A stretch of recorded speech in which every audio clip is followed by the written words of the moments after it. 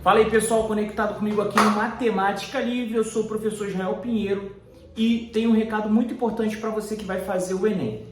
Pessoal, a gente sabe que a prova do Enem está chegando, faltam poucos dias, e eu trouxe aqui 3 tópicos de matemática que você tem que estudar para essa prova, você tem que levar para essa prova, né?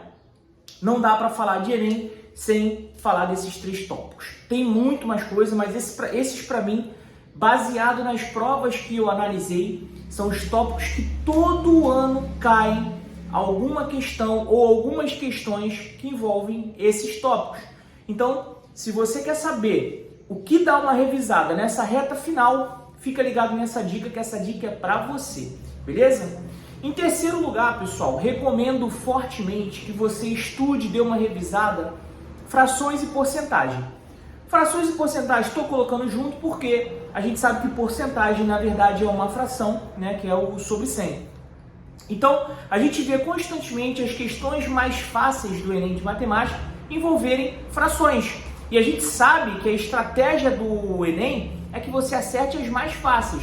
Então, não ignore isso não. Se você tem dificuldade de operações com frações, operações com porcentagem, dá uma revisada, tem até uma playlist bem legal aqui no canal de frações do zero para você ficar fera. Então, terceiro tópico mais importante para mim é você estar bem com frações e porcentagem.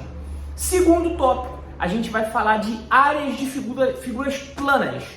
Pessoal, não dá para você pensar em fazer o Enem sem saber área do quadrado, área do retângulo, área do trapézio, área do círculo. Então, são as áreas principais e a área do triângulo, né? Tanto do triângulo equilátero quanto do triângulo base vezes altura sobre 2. Coloquei as principais áreas. Se você não sabe calcular alguma dessas áreas, dá uma pausa nesse vídeo, aprende essas fórmulas, faz um outro exercício que dá tempo, porque com certeza na prova de domingo agora vai ter questõezinhas de áreas de figuras planas. É óbvio que ela vem enfeitada com um texto bem bonito, mas no fundo você vai usar fórmulas para calcular áreas. Deixa aqui no comentário se você está bem de áreas antes de ir para o top 1. Beleza, agora vamos lá, pessoal. Qual é o tópico para mim que assim também é o obrigatório? Toda prova cai, toda prova do Enem tem questões desse assunto e você vai precisar. Aí eu estou falando da geometria espacial, eu estou falando de volumes. Quais os volumes que você precisa saber? Volume do prisma de base reta, né? O volume do prisma reto. Você precisa saber volume do cubo, volume do paralelepípedo, você precisa saber volume do cilindro, você precisa saber volume do cone, volume da esfera, da semisfera, do silo. Então, volume, todo ano você vai ter umas 5 questões de volume, 3, 4, 5 questões de volume. É um tema muito importante e é um tema que puxa outros temas. Às vezes, para você ir bem em questões de volume, você tem que saber áreas de figura plana, que é, por exemplo, se eu falar para você que o volume de um prisma reto é a área da base vezes a altura, o que eu usei? A área da base. Então eu tenho que saber a área das figuras de geometria plana. Por isso que eu botei a geometria plana antes de volume, tá bom? Você precisa saber as áreas, porque a maioria das vezes você usa isso daí para calcular um volume. Qual é o volume do cilindro? Beleza, eu tenho a fórmula, mas se eu esquecer a fórmula é só eu lembrar que o volume do cilindro é a área da base vezes a altura. A área do círculo, que é πr ao quadrado, vezes a altura, que é h.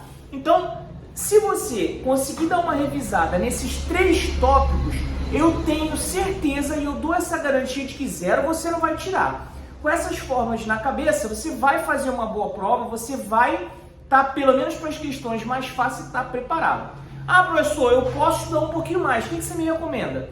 Aí eu recomendo você pegar estatística, né? Média, mediana e moda também cai muito. Não está no meu top 3, mas eu sei que cai bastante. Aquele top 3 é para os desesperados que querem acertar alguma coisa. Pô, eu tenho mais tempo para dar uma revisada? Você vai dar uma olhada em média, mediana e moda.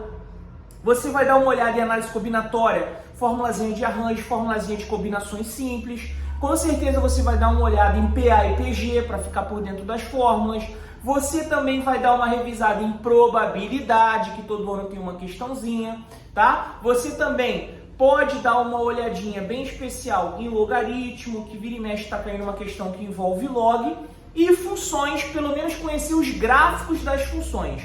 Eu sempre digo que para estudar função, você tem que saber o tipo, o gráfico e as propriedades. Dá uma pincelada em função do primeiro grau, função do segundo grau, função exponencial. Conhece os gráficos dessa função, porque o Enem gosta muito de relacionar situações com gráficos. E eu tenho certeza que com esses tópicos na cabeça, você pode não acertar as 45 questões, mas a metade da prova você vai conseguir se localizar, você vai conseguir ler as questões e entender qual é o conceito, aplicar essas fórmulas e finalmente conseguir uma boa pontuação para conquistar o teu sonho e a tua aprovação. Independente de qualquer resultado, pessoal, não esqueça de uma coisa: vocês estão lá no campo de batalha, estão na guerra, já é um saldo positivo que você não desistiu, chegou até aqui, está pesquisando vídeo sobre, está indo fazer a prova, você já é um vitorioso. Essa nota, ela vai te ajudar esse ano ou no próximo ano, você é um grande vitorioso. A aprovação é uma questão de tempo e dedicação. Fica na paz, deixa no comentário aqui se esse vídeo te ajudou em alguma coisa, se puder compartilha, que já ajuda a divulgar o nosso trabalho. Fiquem na paz, um abraço, pessoal.